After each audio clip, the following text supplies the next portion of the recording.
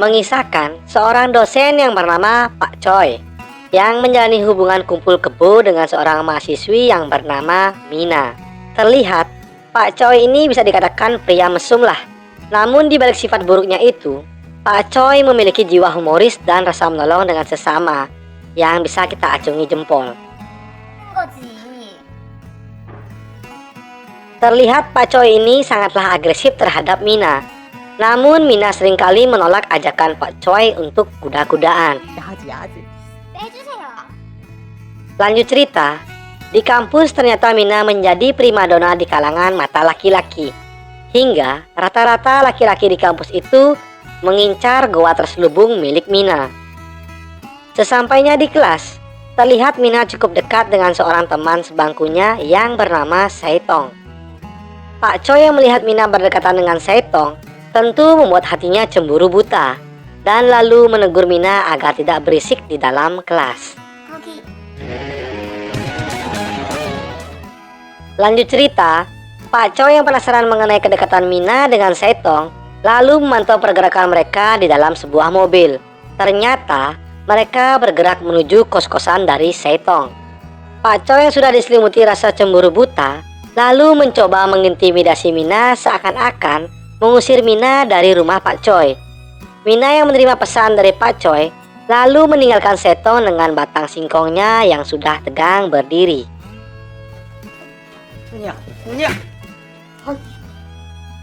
Sesampainya Mina di rumah Pak Choi, ternyata bukan amukan yang didapat, melainkan Pak Choi mencoba merayu Mina untuk melakukan kuda-kudaan dengannya. Namun lagi dan lagi Mina menolak ajakan dari Pak Choi. Yap, dari sinilah kisah akan dimulai. Pada keesokan harinya, datanglah seorang gadis bahenol yang bernama Hansin yang akan menuju kampus itu. Tak disengaja, melintaslah di depan Pak Choi dengan para dosen lainnya.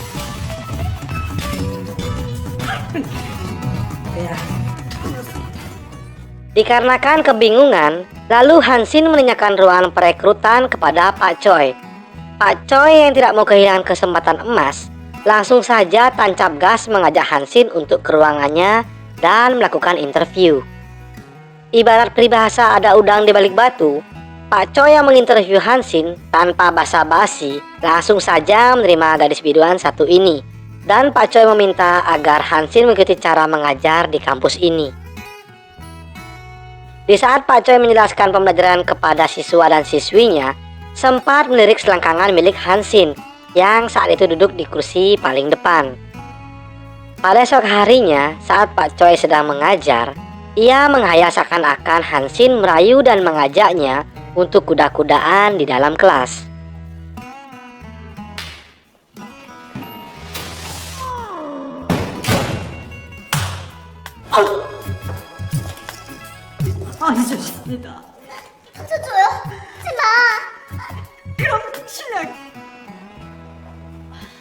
Tak sampai di situ, dikarenakan Pak Choi yang terlalu barbar, ia mencoba mengintip montaen kembar milik Hansin yang montok itu, hanya untuk memenuhi hasrat dan birahinya.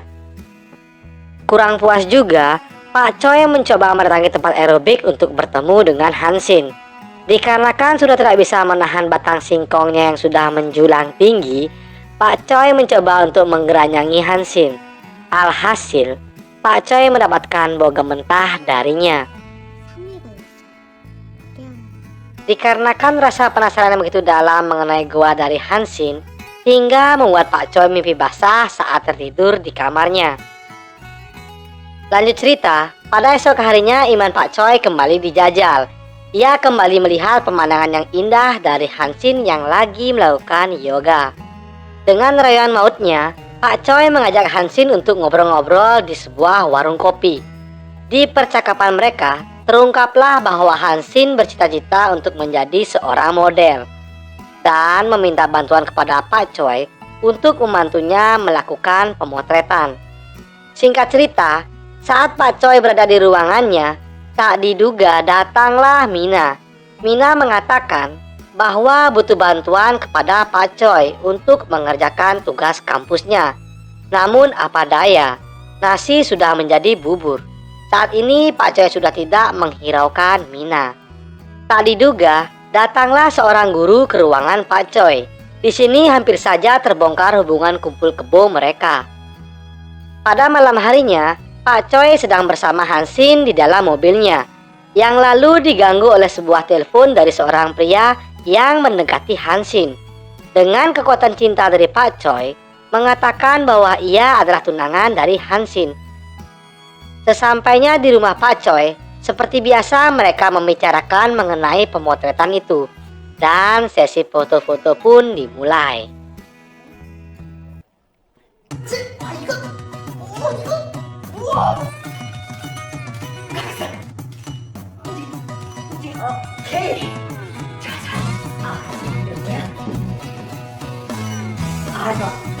Setelah puas di sesi pemotretan, lalu mereka berdua merayakannya ke sebuah bar untuk minum-minum. Dikarenakan Pak Choi yang sudah dimabuk cinta dan ditambah lagi mabuk minuman, lalu Pak Choi mengajak Hansin kembali ke rumahnya. Di sana Pak Choi mencoba menggeranyangi Hansin. Lagi dan lagi, Pak Choi kembali mendapat penolakan, namun ditutup dengan ciuman manis dari Hansin. Dari sinilah Pak Choi mendapatkan pelajaran berharga bahwa cinta itu tidak hanya sebatas nafsu belaka. Pada esok harinya, Pak Choi tak patah semangat lalu kembali mencoba peruntungan dengan merayu Hansin. Namun kali ini, ia mencoba dengan sifat humorisnya. Alhasil Hansin membalas perhatian lebih dari Pak Choi.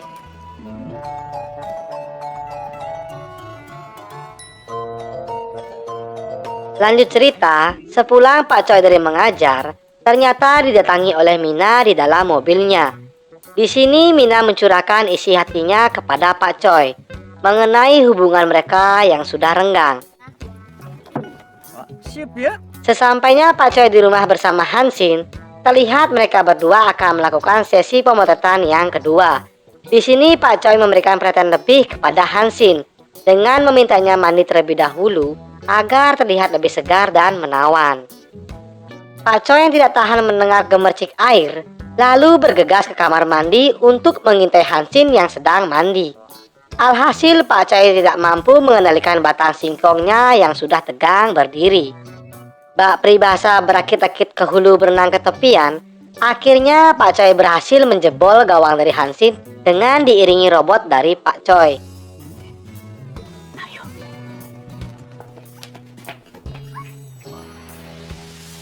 나에게 열정적인 사랑을 나눠주고 있었지. 우리 걸 사. 그럼 처음부터 다 알고 있었던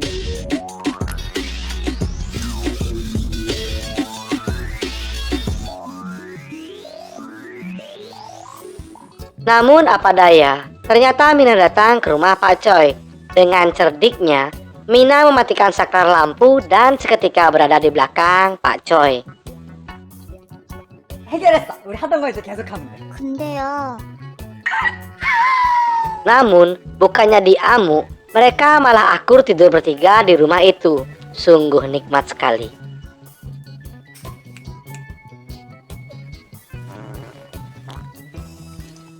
Pada keesokan harinya, Mina menemui Pak Choi dan ingin berbicara empat mata mengenai hubungan mereka yang sudah renggang. Tak lama kemudian, datanglah Setong. Terlihat di sini Setong cemburu buta akan kedekatan Pak Choi dengan Mina. Yang lalu Setong dengan kepala kampus merencanakan untuk memata-matai pergerakan Pak Choi dengan Hansin dengan dibantu dua orang detektif terngetop di kota itu. Singkat cerita, detektif itu menjalankan aksinya, lalu mengikuti Pak Choi ke sebuah tempat aerobik yang sedang asik bersama Hansin.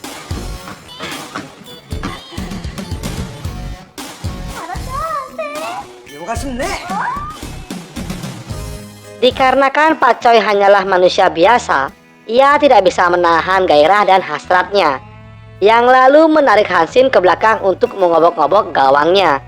Tak diduga, detektif itu mendapatkan foto-foto mereka yang lagi asik berkudaan. Pada esok harinya, Mina menemui Hansin. Di sini Mina menanyakan mengenai hubungannya dengan Pak Choi. Namun Hansin mengatakan hubungan mereka hanya sebatas teman saja. Dan lalu mereka menuju ke sebuah bar untuk melupakan masalah malam itu. Usut punya usut, Ternyata Mina ini juga memiliki cita-cita sebagai model dan meminta wejangan dari Hansin.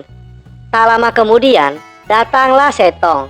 Di sini Setong berterus terang kepada Mina bahwa ia memiliki perasaan lebih kepadanya. Pada malam harinya, Pak Choi dan Hansin sedang makan malam bersama.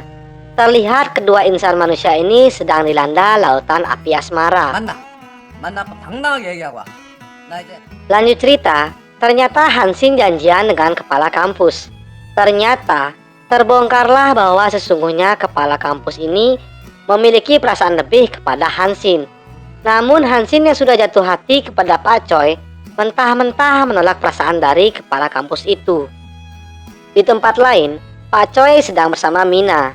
Di sana Mina dengan berat hati mengungkapkan ingin mengakhiri hubungan ini. Dikarenakan Mina merasakan sudah tidak ada chemistry dan juga Mina mengatakan kecewa dengan sikap Pak Choi yang tidak peduli dengannya. Singkat cerita, Hansin ditemui detektif itu. Betapa terkejutnya, ternyata detektif itu memperlihatkan foto Hansin yang lagi kuda-kudaan bersama Pak Choi. Di sini detektif itu mengatakan agar Hansin menjauhi Pak Choi dan memintanya keluar pulau untuk menemui seseorang. Jika tidak, foto-foto itu akan disebar luaskan. Pada malam harinya, Hansin yang sudah diselimuti rasa kebingungan dan ketakutan mencoba tidak menceritakan masalah ini kepada Pak Choi. Dikarenakan ia tidak mau Pak Choi juga memikirkan permasalahan ini. Lanjut cerita, pada esok harinya Pak Choi mendapatkan telepon dari Hansin yang mengatakan akan pergi keluar pulau untuk menyelesaikan permasalahan ini. Tak diduga, ternyata Pak Choi melihat Hansin berada tepat di depannya. Lalu Pak Choi mengejar Hansin dan menanyakan penyebab Hansin pergi meninggalkannya. Dengan berat hati, akhirnya Hansin menceritakan permasalahan ini kepada Pak Choi. Dan akhirnya Hansin pergi keluar pulau dengan menggunakan sebuah Facebook.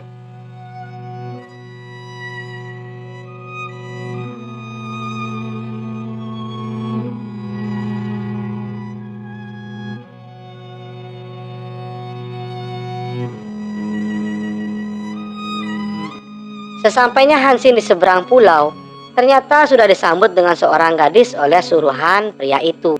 Di tempat lain, Pak Choi yang sudah pergi ditinggal Mina dan Hansin merasakan kesepian yang mendalam akan kepergian dua gadis yang dicintainya.